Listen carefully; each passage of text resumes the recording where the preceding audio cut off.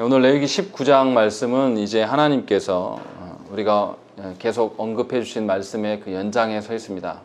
분명히 레위기 16장과 17장을 통해서 생명의 주관자 되신 분이 하나님이시며 그 생명을 생명답게 여기는 것이 하나님 법도 안에 있다라는 것을 가르쳐 왔고, 그래서 거룩의 문제가 굉장히 중요하다라는 것을 말씀을 해왔습니다. 그래서 레위기 19장에 넘어와서는 이제 하나님께서 여러 가지 명령들을 행하십니다. 근데 이 명령이 너무 많아요. 그래서 오늘 37절까지 읽었는데 사실 기억이 잘 안 나실 겁니다. 기억이 잘 안 나서 왜 이렇게 율법의 명령들이 많을까라는 생각이 이제 들 정도입니다. 그래서 아마 19장을 읽으면서 이거 율법의 요약문이 아닌가라고 이제 생각이 들 정도입니다. 근데 하나님께서 이렇게 하시는 목적은 지금 어떤 이야기를 하고 있는 거냐면, 너희가 한 사회를 이루어 가는데 어떤 방식으로 살아가야 될 것인가에 대한 이야기를 하고 계신다는 것이죠. 그러니까 하나님 나라 백성들이 어떻게 공동체를 이루어갈 것인가를 이제 언급을 하고 있습니다. 그래서 신자가 어떻게 살아갈 것들을 이야기하는데 그냥 그 명령만 하고 있지 않아요. 계속해서 반복되는 게 뭐냐면, 자세히 보세요. 2절에도 보시면 뭐라고, 뭐 해라, 거룩해라 라고 해놓고 끝에 뭐라고 합니까? 이는 왜냐하면 이런 뜻이에요. 나 여호와 너희 하나님이 거룩함이니라. 내가 거룩하고 내가 여호와이기 때문에 너희가 거룩해야 된다라는 거. 또 3절과 4절에서도 똑같죠. 너희 부모를 경외하고 나의 안식일을 지켜라 라고 해놓고 뭐라고 합니까? 나는 너희의 하나님 여호와니라. 그리고 계속해서 뭡니까? 무슨 명령을 하고? 나는 여호와니라. 무슨 명령을 하고? 나는 여호와니라. 이런 식으로 계속 반복하고 있다는 것입니다. 무슨 말이냐면, 신자가 행하는 것이 어떤 원래 자기가 살아온 방식이나 어떤 그것이 있기 때문에 행함이 아니라는 거예요. 신자의 행함은 누구 앞에서 행하는 거냐면 하나님 앞에서 지금 행하고 있는 것이다. 다시 말하면, 너희가 하나님을 믿지 않냐? 너희의 그 믿음이 너희의 행함과 동떨어질 수가 없다. 같이 연계되어 있다라는 것을 지금 말씀하고 있다는 것이죠. 그러니까 신자가 살아가는 데 있어서 신자의 삶의 방식은 우리의 믿는 바를 그대로 투영해내야 됩니다. 우리의 믿는 바와 상관없이 살아가는 것은 신자가 아니에요. 그러니까 교회 안에서는 찬양하고 하나님이 어떻고 막 이렇게 이야기하고 기도하고 이렇게 했다가 일상에 돌아가서는 세상 사람들과 똑같은 원리로 살아가는 것은 신자가 아니란 말이죠. 하나님께서 원하시는 하나님 나라의 백성이 아니라는 거예요. 하나님 나라의 백성은 뭐냐면 믿는 바, 자신이 믿는 하나님, 그 하나님의 명령과 하나님의 어떠하심을 근거로 말미암아서 내가 살아가는 거예요. 그러니까 기준이 세상에 있지 않고 하나님께 있는 거죠. 그러니까 내가 생각하는 방식, 내가 귀하다라고 생각하는, 가치롭다 생각하는 것도 하나님의 기준에 가치로운 것을 찾아야 되는 것이고, 그것을 위해서 살아가야 되는 것. 그래서 무슨 명령을 할 때마다 뭐라 하냐면 계속 뒤에다가 나는 여호와다. 네가 이렇게 해라. 나는 여호와이기 때문이다. 네가 이렇게 해라. 나는 여호와이기 때문이다. 계속 이것을 반복적으로 보여주고 있다는 것이죠. 19장에서만 나는 여호와다라는 이 언급을 15번이나 하고 있습니다. 그래서 이 이스라엘 백성들이 누구 앞에서 살아가고 있는가를 각인시키고 있는 거죠. 그러니까 공동체, 이 하나님의 자녀들이 공동체를 이룬다는 것은 누구 앞에서 이루는 거냐면 하나님 앞에서 이루어가는 것이에요. 그러니까 저와 여러분들이 가정을 이루고, 가정도 공동체죠. 또 교회를 이루어가면 뭡니까? 하나님 앞에서 이루어가는 것이에요. 그러니까 교회가 하나님을 빼버리고 하나님의 기준과 하나님의 뜻을 빼버린 다음에 사람의 어떠함을 모이는 모임하는 것은 다 가짜입니다. 인정하지 않아요, 하나님께서. 그런데 한국교회가 언제부턴가 복음이 사라져가고 설교에도 복음이 빠지고 교회의 정체성, 교회의 존재됨의 원리도 어떤 보험회사 직원들이 하듯이 홍보하는 수단으로서 사람을 모으고, 또 사람이 좋아하는 방식의 프로그램을 만들고, 이런 방식으로 교회됨을 만드는 것은 19장의 말씀과 하나도 맞지도 않아요. 계속해서 이렇게 살아라, 나는 여호와 하나님이다, 이것을 계속 언급하고 계신다는 것이죠. 그렇기 때문에 분명히 우리가 살아가는 것은 세상의 기준으로서 도덕적이고 윤리적인 어떤 기준으로 살아가는 자들이 아닙니다. 하나님의 기준으로 살아가는 거예요. 도덕과 윤리가 어디서 나온 것입니까? 사실은 하나님으로부터 나온 거예요. 다만 우리가 타락해서 우리의 양심이 기능을 하고 있지만 그 양심을 제압해버릴 수 있는 우리의 범죄, 우리의 그 타락한 본성이 남아있기 때문에 그 하나님 주신 것들을 다 가려막기 때문에 하나님 누군지 모르는 것이고 그냥 양심물의 근거로 세워진 것이죠. 그러니까 하나님의 자녀들은 당연히 도덕적이고 윤리적인 것을 뛰어넘어야 될 자들이에요. 하나님이 주시는 기준으로 그렇게 살아가야 되는 자들이에요. 그런데 많은 그리스도인들이 오히려 세상의 도덕적이고 윤리적인 기준에만 머물러 있다는 것이죠. 그 정도만 돼도 괜찮다라고 생각을 하는 것이죠. 그런데 그것이 신자가 아니라는 거죠. 착각하지 말라는 거죠. 그래서 하나님께서 분명히 어떠한 분이시고 하나님께서 어떻게 살아라고 주신 거라는 거죠. 지금 이걸 보여주고 있는 거예요. 하나님께서 이스라엘 백성들에게 약속의 땅 가나안에 들어가서 어떻게 살아라 하고 주신 그 율법을 우리가 뭐라고 합니까? 십계명이라고 하지 않습니까? 십계명의 구조도 어떻습니까? 1문부터 4문이 뭐예요? 하나님이 누구이신가? 하나님이 우리를 위해서 무엇을 하셨고 우리가 하나님께 어떻게 서 있어야 되는가를 설명해줘요. 이것을 근거로 말미암아서 5계명부터 10계명까지 이야기하는 거예요. 그러니까 5계명, 내 부모를 공경하라도 그냥 효를 말하는 게 아니에요. 부모가 부모다울 수 있는 것도 하나님의 권위에서 나온 것이다. 그러니까 부모를 바라보면서 누구를 보라는 거죠? 하나님을 보라는 거죠. 그래서 유교에서 말하는 효를 말하는 게 5계명이 아니라는 것입니다. 하나님이 주인 되시고 하나님의 권세로서 나온 거. 그러니까 부모도 권세가 자기 권세가 아니에요. 자녀를 자기 것으로 소유로 여기면서 자기 기분 내키는 대로 대하는 것이 부모가 하는 게 아니에요. 부모 역시도 누구 앞에 서 있는 것입니까? 하나님 앞에 서 있는 자란 말이에요. 그러니까 하나님의 권위로 자녀를 다스릴 수밖에 없는 거예요. 하나님께서 원하시는 공동체의 특성은 뭐냐면 하나님 앞에 선 공동체다라는 것이 전제되어 있다는 것입니다. 그러니까 저와 여러분들이 우리가 가정을 이뤄간다라고 했을 때 지금 민철 형제랑 나리 자매가 한 가정을 이뤄가려고 하는데 하나님 앞에서의 가정이 아니면 그것은 가정이 아닙니다. 그냥 인간적인 그냥 둘의 동거함일 뿐이지 하나님이 원하시는 가정의 모습은 아니라는 것이죠. 그렇기 때문에 계속해서 뭐냐면 나는 여호와다, 나는 여호와다 지금 말씀하고 있다라는 것을 우리가 항목을 다 모를지라도 이것은 알고 지나가야 돼요. 19장에서. 왜 이렇게 하나님께서 계속해서 나는 여호와다 라고 말씀하시는가. 10계명도 그렇지 않습니까? 첫 시작이 뭐로 됩니까? 제1계명은 먼저 말하지 않아요. 뭐죠? 나는 너를 애굽에서 구원하여 낸 네 하나님 여호와다. 먼저 이걸 선언하시고 이야기를 하신단 말이에요. 그런 것처럼 분명하게 우리가 살아가는 모든 방식이 하나님 앞에 있음을 저와 여러분들이 고백하고 인정해내야 돼요. 그러니까 내가 먹고 마시고 쉬고 살아가고 일하고 하는 모든 것들이 하나님과 연관되어 있음을 기억해야 돼요. 그것과 상관없이 살아가는 것이 합당하지 않다는 것이죠. 그리고 오늘 이제 말씀을 이제 여러 가지 이야기를 하는데 한 세 부분 정도로 나눠서 설명하려고 합니다. 첫 번째는 안식일에 대한 안식일을 통하여서 거룩에 대한 부분들을 이제 이야기를 하고 두 번째는 그 우상 숭배를 하지 말 것들에 대한 것. 셋째는 화목제를 이제 언급해야 되는 것. 이것이 이제 1절부터 8절의 내용입니다. 그리고 9절부터 18절에는 공동체 가운데 어떤 지켜야 될 윤리 규범들, 지켜야 될 선이 무엇인가라는 것이 9절부터 18절의 말씀으로 등장합니다. 그리고 세 번째는 이제 개인적인 윤리가 어떤 것인가 해서 19절부터 마지막 절까지 이제 설명을 하고 있습니다. 이제 너무 많으니까요. 한절 다 하나씩은 할 수는 없지만 이제 빠르게 이제 해 보십시다. 보시면 먼저 하나님께서 처음에 2절에 보시면 너는 이스라엘 자손의 온 회중에게 말하여 이르라. 너희는 거룩하라. 이는 나 여호와 너희 하나님이 거룩함이니라 라고 먼저 말씀하신다는 거죠. 그러니까 이스라엘 하나님께서 거룩하시기 때문에 이스라엘도 거룩해야 된다. 이 말은 뭐냐면 이스라엘이 누구를 닮으라는 것이죠? 하나님을 닮으라는 것이죠. 세상을 닮으라는 것이 아니라 하나님을 닮아서 거룩해져라 라고 있는 것이죠. 우상이라는 것이 뭡니까?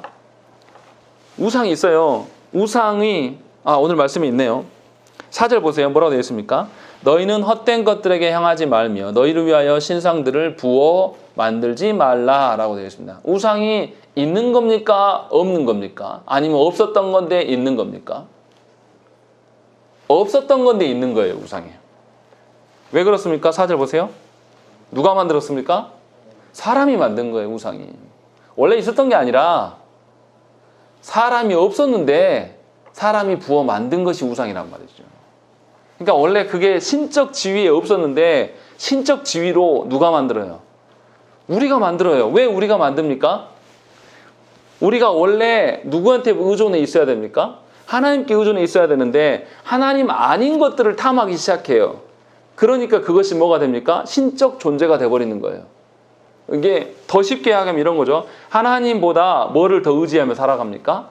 돈이 더 중요하죠. 내 통장 계좌가 많아지고 내 주머니가 두둑해지면 내가 편안을 느껴. 이게 뭐냐면 돈이 이미 나에게 신적 존재가 되어 있는 거죠. 내 생명과 내 살아가는 평안함의 기준이 어디에 있는 거죠? 하나님이 아닌 내 통장 계좌에 있는 거예요. 돈에 있는 거예요. 그래서 돈이 원래는 아무런 중립적이었는 것이었는데 어느샌가 내가 돈을 사랑하게 되면 돈이 신적 존재가 돼서 나를 지배합니다. 그래서 돈 벌려고 어떻게 해야죠? 주를 위하여서는 우리가 내 그 피곤함과 내 고단함도 다 견디지 못해요. 그런데 돈을 버는 일에 대해서는 어떻습니까? 남이 욕해도 돈 버는 일에 가서 합니다. 그것이 생명줄이라고 믿기 때문에. 그래서 그것에 지배를 받아요. 그래서 돈의 특성이 있는데 돈의 특성은 공정하지 않습니다. 있는 놈한테 더 가고 없는 놈 더 죽게 만드는 그런 구조예요. 근데 거기에 매여요. 그래서 어떻게 됩니까? 없었던 건데 사람이 욕망으로 만들어낸 것이 신적 존재가 되고 그 신적 존재를 누가 닮아가는 거죠? 사람이 닮아가는 거예요. 그러니까 완전 어리석은 거죠. 지가 만들어 놓고 거기에 현혹돼 가지고 거기에 노예가 되고 거기에 따라가는 거. 이것이 이제 우상의 개념이라는 것이죠. 다시 말하면 사람이 하나님 아닌 것들을 우상하기 시작하면은 사람은 어떻게 되냐면 노예 근성으로 찌들어갈 수밖에 없는 거예요. 하나님을 닮아가야지 사람다워지는 겁니다. 그러니까 그래서 하나님께서 우리를 향하여서 내가 거룩하니 너희도 거룩하라. 너희들 나 닮아라. 지금 이 말씀을 처음 전제하면서 시작하고 있는 거죠. 그러니까 저와 여러분들이 분명히 잘 알아들어야 돼요. 내가 내 자녀를 사랑함이 육적인 사랑에 차고 넘치면 여러분들은 이 자녀를 뭘로 사랑하는 것입니까?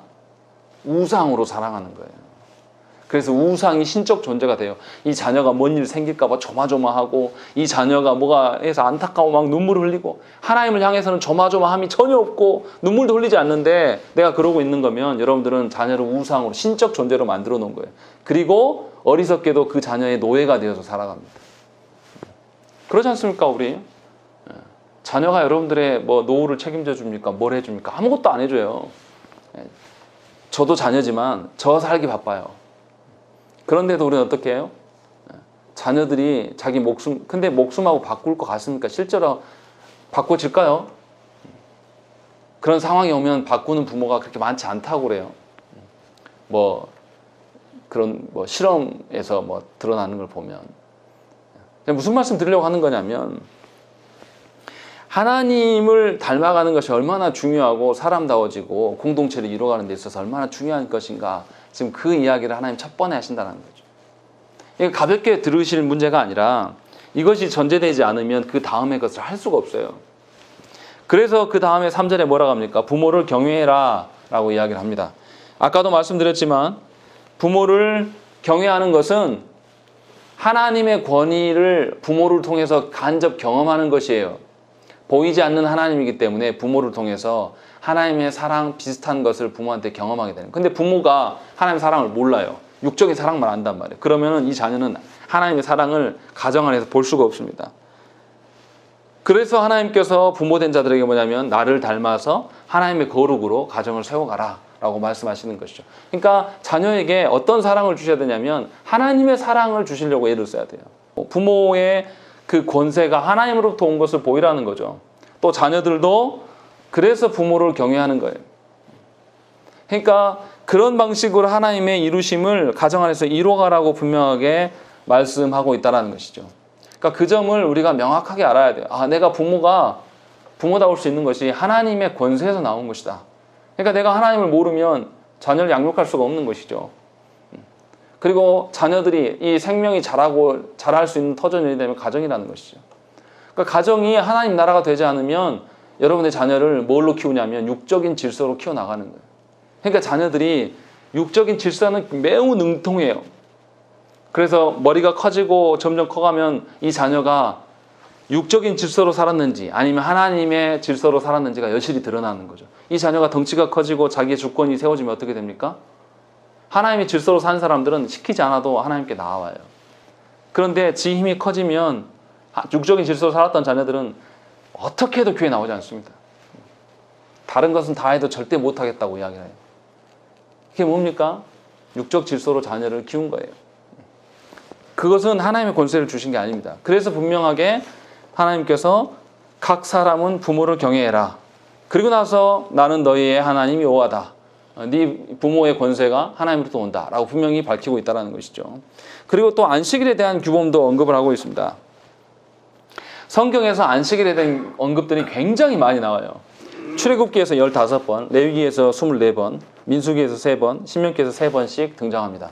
또 그리고 구약 성경 나머지에서 또 61번이나 또 등장해요. 이만큼 안식일에 대한 개념들을 하나님께서 많이 말씀하세요. 왜 이렇게 할까요? 하나님께서 처음 창조하셨을 때 아담에게 보이신 날이 뭡니까? 저녁이 되고 아침이 됐을 때 첫날이 뭐였어요? 아담에게는? 안식일이었어요. 무슨 말이냐면 하나님께서 안식을 제정해 주셨어요. 시간도 하나님이 창조하셨잖아요. 시간도 창조하셨는데 그 시간의 일부를 떼서 안식하라고 아담에게 처음 가르쳐 주신 거예요. 첫날이에요, 그날이. 그렇게 해서 보여주셔서 하나님의 영광 가운데 회복돼야 되는 것이 모든 것의 전제다라고 하나님 분명히 가르치셨단 말이에요. 그래서 안식일의 개념이 중요한 거예요. 그러니까 우리가 예배당에 나와서 안식한다라는 것은 우리의 육적인 것들을 채움받고 뭐 이런 게 아니라 하나님 앞에서 우리가 죄된 본성들을 벗어던지고 새로워지는 거예요. 갱신되어지는 거예요. 그래서 하나님 주신 것들을 안식하면서 참 회복을 누리는 날이 주일이란 말이죠. 그래서 이스라엘 백성들은 안식일에 대해서 정체성이 매우 중요했습니다. 자기의 정체성이 안식일에 드러난다고 생각을 했어요. 그래서 이스라엘 백성들 어떻게 합니까? 안식일이 되면 무조건 성전에 나아가서 자기들이 하나님께 예배해야 돼, 제사해야 한다는 것이 이들이 생명줄과 같았어요. 그래서 이들이 어떻게 합니까? 포로로 끌려가서도 안식일을 요구하고, 이들이 또 어떻게 합니까? 로마의 압제 가운데도 어떻게 해요? 안식일은 지켜줄 것들을 요청해요. 로마가 그걸 허용합니다. 그렇지 않으면 이 사람들 폭동이 일어나는 사람들이거든요. 그러니까 목숨과도 같은 거예요. 이 사람들의 그 안식일의 개념은. 그렇게 해서 자신의 정체성이 하나님의 백성임을 확인받았습니다. 그런데 한국 교회의 주일의 개념은 아주 망가져 있죠. 누가 주일 지킵니까? 주일 다 우습게 여기잖아요. 예전처럼 우리 앞세대 선배들처럼 주일은 새벽부터입니다. 새벽기도 안 하면 기도도 안 시키고 아무것도 못 합니다. 한번 이렇게 해보면 교회 다 떠납니다. 안 봐도 뻔해요. 그렇게 하는 교회 없어요. 우리도 어떻습니까? 간신히 10시부터 3시까지 있다 가잖아요. 정말 몇 시간 안 돼요. 딱 5시간이에요. 근데 이것을 힘들어해요. 그러니까 우리의 정체성이 무엇인지가 여실히 드러나는 것이죠. 하나님께서 분명히 이 부분을 언급을 하고 있다는 것이죠. 안식일을 기억하여서 지키라는 의미는 뭐냐면 죄된 백성이 하나님으로 말미암아 거룩해지는 날이에요. 그래서 하나님으로부터 참 회복을 경험하는 날이란 말이에요. 우리의 진정한 회복이 언제 이루어집니까? 예수 그리스도 재림하실 때, 그때 하나님 나라가 이루어질 텐데 그 하나님 나라를 간접적으로 맛보는 날이 언제예요? 안식일이에요. 우리식으로 얘기하면 주일이란 말이에요. 그러니까 주일을 얼마나 준비하고 나와야 되겠습니까? 제가 요즘에 설교를 어떻게 들을 것인가 라는 책을 읽고 있는데 앞부분에 처음 뭔 이야기 나오냐면 설교를 위해서 목회자들이 얼마나 애쓰고 노력하는지를 써놨어요.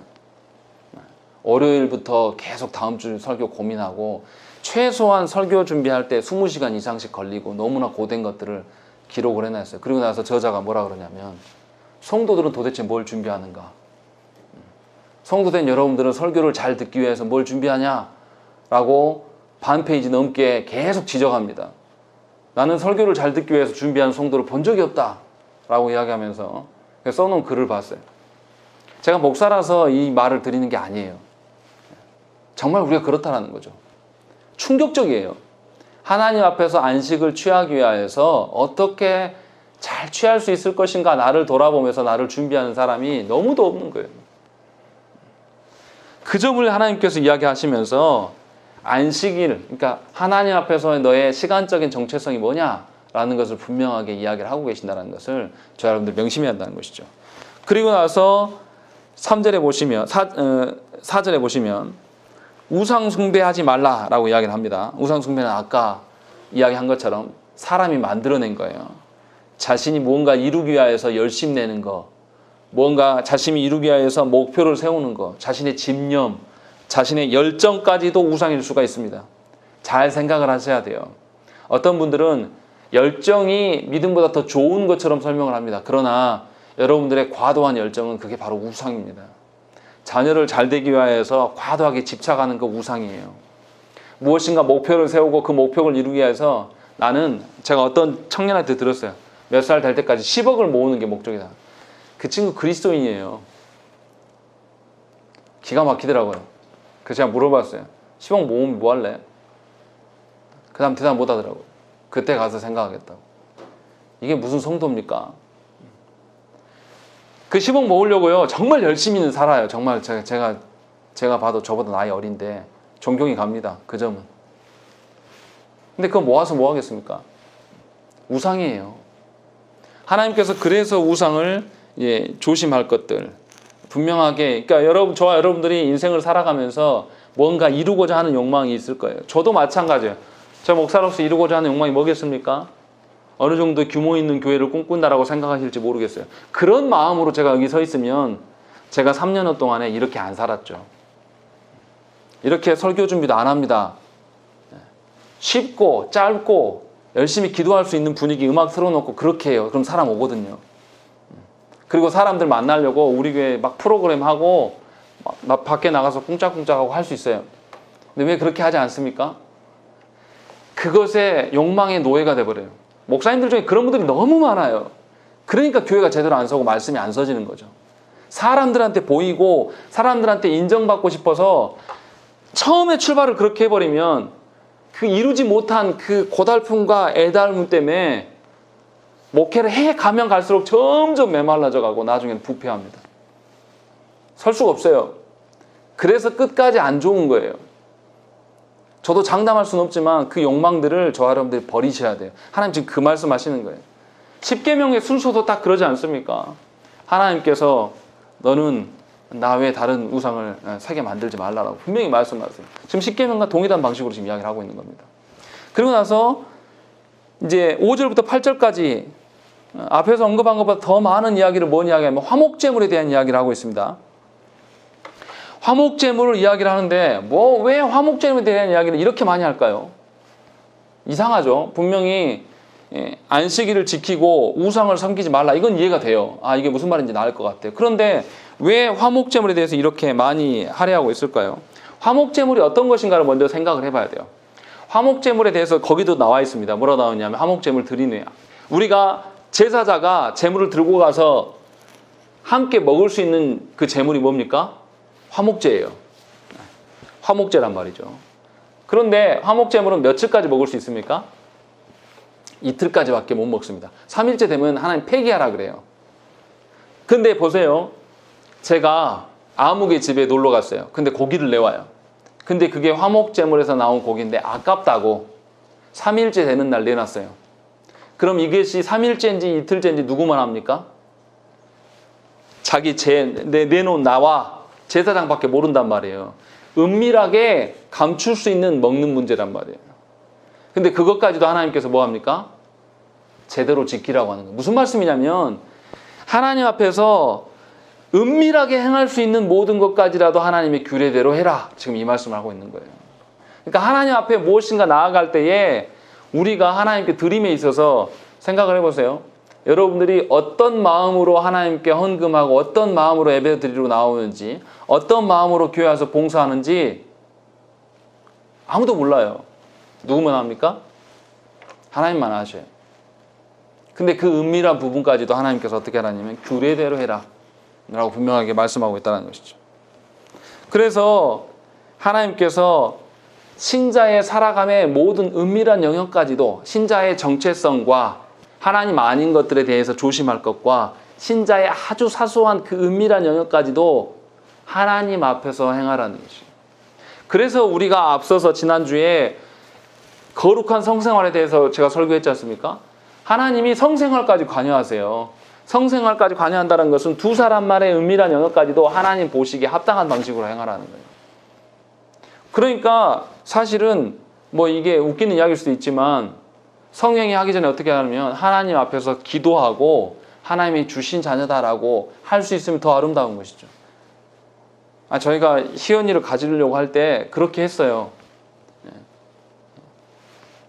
잠자리 들기 전에 성행위 하기 전에 하나님께 기도하고 하나님이 귀한 자녀를 주십시오라고 그렇게 했다고 하니까 다 웃어요. 제가 설교 시간에 한번 부목스 때 말한 적이 있는데. 근데 그래야 된다니까요. 의무적으로 기도하라는 뜻이 아니라 그런 심정으로 하나님 앞에 서 있어야 돼요. 지금 그 이야기를 하시는 거예요. 그래서 화목제물에 대한 이야기를 하는 게 아니라 화목제물에서 나온 고기에 대한 이야기들을 계속 하시는 거예요. 그런데 하나님 뭐라고 하십니까? 그렇게 하지 않으면 8절에 죄를 담당하리니 그가 그의 백성 중에서 끊어질 것이다. 우리의 가장 사소한 영역에서 하나님과 상관없이 살아감에 대해서 하나님이 용서하시겠다 안 하시겠다? 용서하지 않으신다라는 거죠.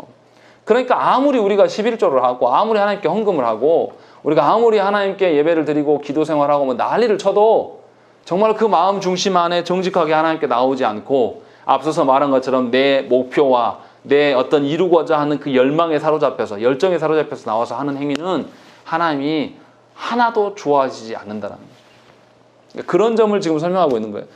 그래서 우리 신자가 살아가는 일상의 삶이 어떠해야 될 것인가를 지금 이야기를 하고 있어요. 하나님 앞에서 삶이. 그리고 나서 이어지는 게 뭡니까?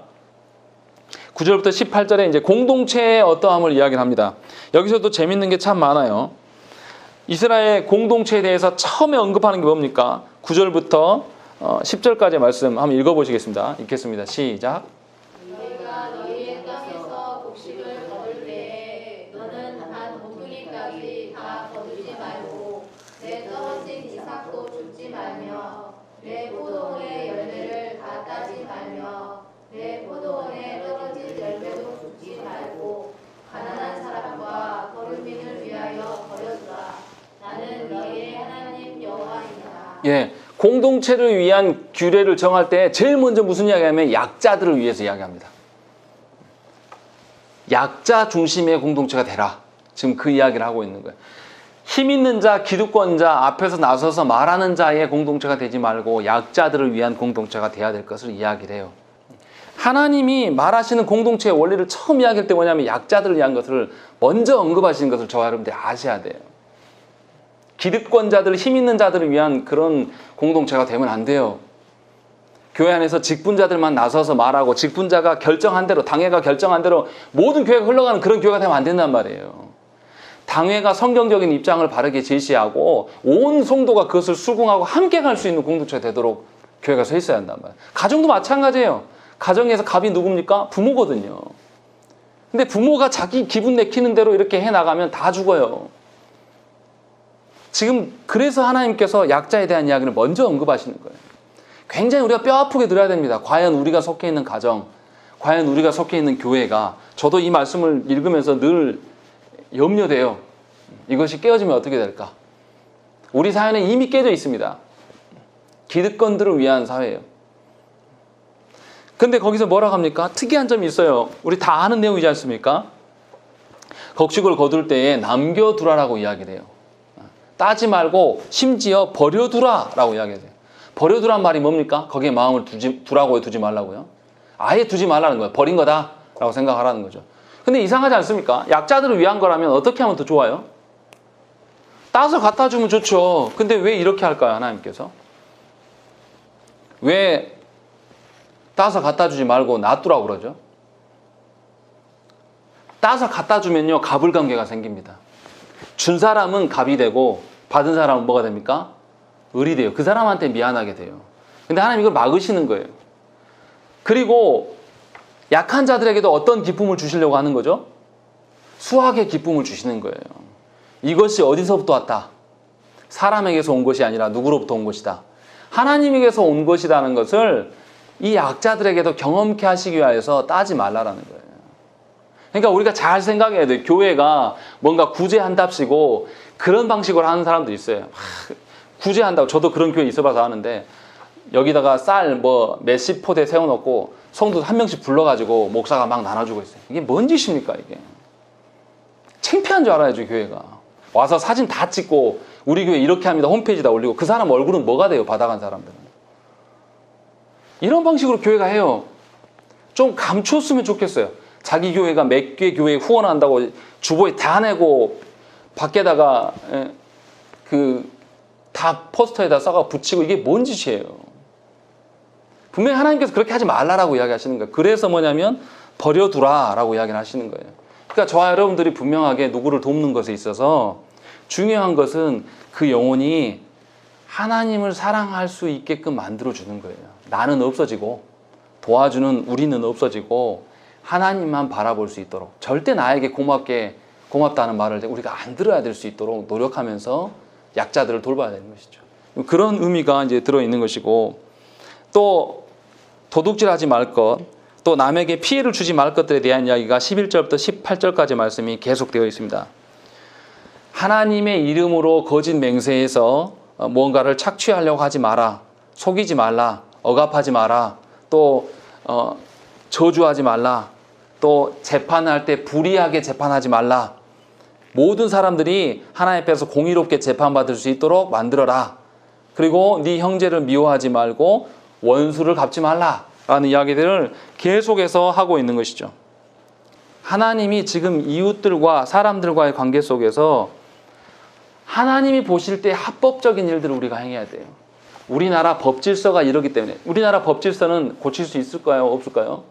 있어요. 이거는 얼마든지 사람이 고칠 수 있는 법들이에요. 똑같이 목사들이 모이는 노예나 총회법도 사람이 얼마든지 바꿀 수 있어요. 이게 정답이 아니에요. 성경이 정답이 돼야 돼요. 그래서 저와 여러분들이 분명히 말씀에서 말하는 기준으로 여러분들이 사셔야 돼요. 이 우리 광주 땅에서 통용되는 어떤 윤리적인 도덕적인 어떤 정통적인 질서에 따라서 무엇인가를 대해놓고 내가 할 도리 다 했다 이렇게 생각하는 것은 어리석은 거라는 거죠. 지금 하나님이 그 이야기를 하시는 거예요. 그래서 우리들에게 지금 이웃에 대한 이야기들을 하면서 계속 마지막에 뭐라고 합니까? 18절 말씀에 네 이웃 사랑하기를 네 자신과 같이 사랑하라 라는 것이죠. 예수님께서 하신 말씀 동일하게 이야기하면서 지금 하나님께서 말씀하고 계신다는 거죠. 그러니까 이웃을 바라볼 때에 그리스도께서 교회를 사랑한 것처럼 그리스도께서 교회를 사랑하셔서 어떻게 하셨습니까? 자기 자신을 내어주셨어요. 죽기까지 내어주셨단 말이에요. 그런 방식으로 공동체를 세워가라 라고 이야기를 하고 있는 것이죠. 그러니까 교회 와서 네 것 내 것, 내 새끼 네 새끼 이런 관념이 있어지면 안 된다는 것이죠. 분명하게 그리스도의 피로 하나 된 공동체임을 우리가 이 교회 공동체 안에서 확인받아야 돼요. 그리고 나서 이제 19절부터 37절까지 이제 다양한 개인적인 윤리에 대해서 이제 언급을 하고 있습니다. 뭐 첫 번째는 짐승의 씨앗과 짐승의 교배하는 것들, 그다음에 씨앗을 뿌리는데 섞어 뿌리지 말 것들, 옷을 만드는데 다른 종류의 실을 직조하지 말라 이렇게 이야기합니다. 왜 이렇게 하시냐면요. 성경에서 섞어서 있는데 되어 있는 것들이 뭔가를 한번 생각을 해봐야 돼요. 순수하게 하나님께서 창조하실 때 어떻게 창조하셨습니까? 막 섞어서 짬뽕해서 창조했습니까? 아니, 종류대로 하나님이 창조하셨다라고 분명히 기록하고 있어요. 그런데 섞어서 만들어도 된다라고 이야기하는 때가 있어요. 그때가 언제냐면 하나님이 성막 지을 때 성막을 잇는 줄이나 이런 재료들은 하나님이 섞어서 어떤 실 섞어서 만들어라. 또 그리고 제사장이 옷 할 때 어떻게 합니까? 이 실 저 실 막 섞어서 홍색 실 어떻게 막 섞어가지고 화려하게 만들려고 해요. 하나님 이렇게 하시고 뭐라고 합니까? 성막은 누구 것이다? 하나님 것. 또 제사장은 누구의 것이다? 하나님의 것이다 라고 이야기해요. 다시 말하면 성경에서 섞어서 이야기하는 것은 뭐냐면 다 하나님의 것이라는 것이죠. 그래서 이 섞어서 하지 말 것들에 대한 이야기를 하는 거예요. 분명하게 하나님 것과 우리의 것을 구별하라. 지금 하나님이 이렇게 말씀하고 있는 것이죠. 분명히 하나님께서 우리의 개인 재산에 대해서 인정을 해주는 것이고, 두 번째 보시면 명령에 보면은 그 여자 그 노예에 대한 이야기를 하고 있습니다. 여자 노예가 이제 그 결혼할 대상자가 생겼어요. 그런데 그 노예에 대해서 주인이 자기 소유물이니까 아직 자유하게 안 된 이 여인하고 성관계를 맺었어요. 결혼한 남자가 결혼할 여자가 있는 여자랑 성관계를 맺으면 어떻게 됩니까? 원래 율법의 기준으로는 죽여야 돼요. 그런데 여기서는 특이하게 죽이라고는 하지 않습니다. 뭐 합니까? 그냥 속건제를 드려라 라고 이야기합니다. 속건제가 뭡니까? 속건제가 뭐예요? 속죄제는 죄에 대한 하나님에 대한 그 해결의 문제고, 속건제는 뭐죠? 하나님께 뭔가 물건에 피해를 입혔다든지 아니면 사람들끼리 뭔가 손해를 입혔을 때 배상의 개념으로서의 제사가 속건제란 말이죠. 그러니까 이 여인에게 위해를 가한 것에 대해서는 분명하게 하나님의 지 소유물이니까, 그 사람의 노예 소유물이니까 하나님이 어느 정도 인정해 주시지만 분명히 죄라고 밝히고 계신다는 것이죠. 이 점이 특이해요.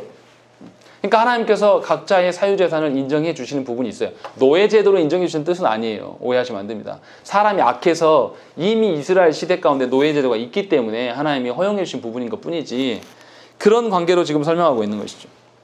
그래서 속죄제물로 바치라고 하지 않고 20절에 보면 속건제를 바쳐라 라고 이야기를 합니다. 21절에 그 남자는 그 속건제물, 곧 속건제 수장을 회막문 여호와께로 끌고 올 것이다, 이렇게 명령하고 있다는 것이죠. 그런 점에서 네 소유물인 노예라 할지라도 이 노예에게 뭘 적용하라는 것이죠? 일반 하나님의 그 율법의 기준들을 그에게 적용하라는 것이죠. 똑같이는 아니지만 적용해서 그 약자들을 보호해라, 지금 그 이야기를 하고 있는 그런 것들을 볼 수가 있는 것이죠. 그리고 이제 세 번째는 과일나무를 이제 심고 나서 3년 동안은 따먹지 말라. 그리고 4년째는 어떻게 다 했죠? 하나님께 다 드려라. 그리고 5년째 됐을 때에 25절에 다섯째 해에는 그 열매를 먹을지니 그리하면 너희에게 그 소산이 풍성하리라 라는 것이죠. 왜 이렇게 하십니까? 사람들이 육적인 어떤 눈에 멀어서 하나님의 것임을 인정하지 못할까 봐 하나님께서 기다리게 하시는 거예요. 인내케 하시는 거예요.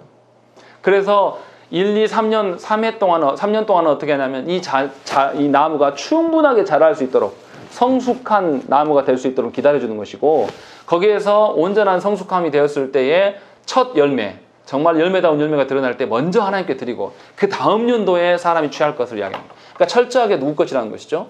하나님께서 주인이시고 하나님께서 우리에게 허용해 주셔서 우리가 먹는 것이다. 이것을 이제 교육하고 있는 것입니다.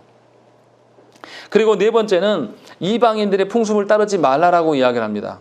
그래서 26절에 보면 피채 먹지 말고 점치지 말고 술법을 행하지 말고 머리가를 둥글게 깎지 말며 수염 끝을 손상하지 말며 죽은 자 때문에 문신하지 마라 라고 이런 이야기를 하고 있는 것이죠. 무슨 말이냐면 우리 조심해야 될 게 이 시대의 유행을 따라가는 것에서 바로 이 부분에 대한 언급을 하고 있죠. 하나님이 보시는, 하나님이 성경에서 말씀하시는 어떤 풍속을 따라가야지 세상에 유행하는 흐름 따라가면 곤란하다. 지금 하나님께서 그 이야기를 하고 있는 거죠. 문신을 하지 말라는 뜻이 아니에요. 이것도 받아들여서 오해하면 안 됩니다. 그 당시 사람들이 문신을 왜 합니까? 문신이 일종의 우상에게 제사하는 방식이에요. 그래서 엘리야 선지자가 어떻게 합니까? 비오기 외야에서 할 때 그 아합의 제사장들 어떻게 해요? 비오게 막 기도하니까 안 와요. 그러니까 어떻게 합니까? 자기한테 막 자해하는, 이게 문신이거든요. 이런 식으로 제사를 드렸단 말이에요. 지금 그걸 하지 말라는 거예요, 하나님께서. 당시에 유행하던 어떤 것들, 너희의 목적과 풍요를 채워준다고 말하는 그런 미풍양속을 따르지 말아요. 우리식으로 적용하면 이런 거예요. 우리 시대에 뭐 투자해서 돈 얼마 벌었다, 하나도 땀 흘리지 않고 뭐 버는 이런 거에 대해서 애쓰다가 네 직분을 잃어버리지 말라는 거죠. 네 정체성 잊지 말라라고 지금 말씀하시는 거죠. 그리고 30절에서 무슨 이야기 합니까? 내 안식일을 지키고 내 성소를 귀히 여기라. 나는 여호와니라. 갑자기 하나님께서 안식일에 대한 계엄을 다시 꺼내는 거죠. 왜 그렇습니까? 하나님의 자녀들이 따라야 될 삶의 방식이 뭐기 때문에, 하나님이 주신 안식함으로 말미암아 살아갈 수 있기 때문에 이 시대의 흐름 속에서 위안을 삼지 말고 어디에서 위안 삼으라고? 하나님 안에서 회복되고 안식되는 위안을 경험하고 살아라. 이 이야기를 갑자기 꺼내서 하시는 것이죠. 그리고 나서 그로 말미암아서 하나님이 주신 것으로 말미암아 경건을 이뤄갈 수 있다. 지금 그 이야기를 하고 있고, 31절에 뭐 합니까? 신접한 자와 박수를 믿지 말라. 그래서 너를 더럽게 하지 말라. 하나님에 대한 도전일 뿐이다 라고 이제 설명을 하고 있는 것이고, 32절부터 37절까지는 사회의 전반적인 분위기가 어떠해야 될 것들을 설명하고 있는 것이죠. 그래서 어떻게 합니까? 거류민들을 학대하지 말고 노인들을 공경하고, 또 이스라엘 백성들 안에, 이스라엘도 한때 객이었기 때문에 외국인들을 대해서 잘 이제 돌봐줄 것들, 그리고 사회의 근간이 되는 저울이나 어떤 부피의 용량들, 이거 속이지 말라라고 이야기를 하고 있는 것이죠. 그래서 이 사회가 하나님이 보시기에 정의롭고 합당한 질서대로 이렇게 운용되는 사회 될 것을 지금 하나님께서 말씀하고 있는 것이죠. 시간이 짧아가지고 다 설명 못하고 대충 넘어왔는데요. 중요한 것은 이것입니다. 하나님의 백성들이 거룩해야 되는 것은 해도 되고 안 해도 되는 것이 아니에요. 한국교회안에 정말 잘못된 그 태도가 있는데, 뭐가 있냐면, 이 예수 믿는 사람들이 중생해야 되고 칭의해야 된다고는 얼마나 강조하는지 몰라요. 그런데 성화는 강조하지 않습니다. 우리도 그렇지 않습니까? 일단 예수 믿고 교회 안에서 세례받고 직분 받으면 그 다음 땡이에요. 그 다음부터 자라감이 없어요. 그러나 오늘 말씀에 보면 삶의 전반이 누구 앞에서 행하는 것입니까? 하나님 앞에서. 이것이 성화예요. 내가 먹고 쓰고 기뻐하고 놀고 쉬고 일하는 모든 과정이 하나님과 연결되어 있는 거예요. 이렇게 알고 살아가라는 거죠. 그래야지 그게 신자다. 그게 하나님의 백성이다. 그렇지 않으면 하나님의 백성에서 어떻게 한다고요? 끊어버리겠다. 쫓아내겠다. 그러니까 아무리 내가 뭐 신비적인 은사를 통해서 뭐 칭의의 경험이 있고 뭐 하나님 환상, 아무 필요 없어요. 신자는 칭이 되었으면 반드시 성화가 있는 겁니다. 하나님의 자녀가 되었으면 내가 내 능력으로 거룩해질 수는 없지만 반드시 거룩에 대한 열망과 갈증으로 목말라야 되는 것이 신자예요. 이게 정상이에요. 때로는 그것이 약해질 수도 있으나 다시 회복되어지고 오르락 내리락 해가면서 하나님 앞에 그날을 소망하면서 걸어가는 것이 신자라니까요. 그게 아니고 어설프게 그냥 교회에 들어왔고 주일날 왔으니까, 이제 제가 주일날 한 번씩 왔으니까 제가 이제 예수쟁이 됐네. 이거 아니라니까요. 속지 말라라니까요. 교회에 왔다고 해서 신자 되는 게 아니에요. 오늘 말씀에서 하나님께서 이야기하시는 것도 분명히 거룩에 대한 이야기는 16장에서 17장에서 뭐냐면, 피로 인하여서 내가 너희들의 생명을 주관하시고 하나님이 주권을 주인 분이기 때문에 16절에서 속죄일을 통해서 너희 죄 문제를 내가 해결한다. 그렇지만 19장에 와서 또 무슨 이야기 합니까? 너희들의 일상 가운데 뭐를 드러내라고요? 거룩을 드러내라는 것이죠. 거룩을 드러내서 하나님의 자녀되음으로 살아가라는 것이죠. 그러니까 우리 삶에 거룩이 막 흘러야 돼요. 거룩이 우리 안에 몸에 막 배어가지고 우리가 말하거나 웃거나 울거나 우리가 뭐 행하거나 모든 삶에서 거룩이 묻어나야 돼요. 그런 삶을 위해서 하나님께 기도해야 됩니다. 이게 우리의 가장 기본적인 기도가 되어야 한다는 거죠. 그래서 하나님께서 구구절절 무엇은 어떻게 하고 무엇은 어떻게 하고 무엇은 어떻게 하고 이렇게 다 정말로 다 간섭하는 것처럼 정말 세세하게 하나님께서 이렇게 말씀하고 계신다는 것이죠. 마태복음 5장 48절에 예수님께서 이렇게 말씀하십니다. 그러므로 하늘에 계신 너희 아버지의 온전하심과 같이 너희도 온전하라 라는 것이죠. 하나님께서, 성부께서 구약에서 내가 거룩하니 너희도 거룩해라 말한 것을 예수께서 통일하게 말씀하세요. 또 히브리서에서 말씀에서도 모든 사람과 더불어 화평함과 거룩함을 따르라. 이것이 없이는 아무도 주를 보지 못하리라 라고 말씀하시는 거죠. 그러니까 저와 여러분들이 하나님의 거룩이 배어들지 않으면 저와 여러분들은 하나님 못 본다니까요. 하나님 못 본다는 건 뭐죠? 하나님 나라에 간다고요? 못 간다고요? 못 갈 수도 있다는 거예요. 히브리서 기자가 우리에게 경고하는 거예요. 그러니까 신자들에게 있어서 거룩함은 해도 되고 안 해도 되는, 뭐 날마다 거룩해져 가고 성화되어져 가는 것은 해도 되고 안 해도 되는 그런 게 아니에요. 반드시 있어져야 돼요, 우리 안에. 날마다 살아가면서 우리가 거룩의 기준으로 말미암아 내가 계속 업데이트 돼야 돼요. 성장하는 거예요.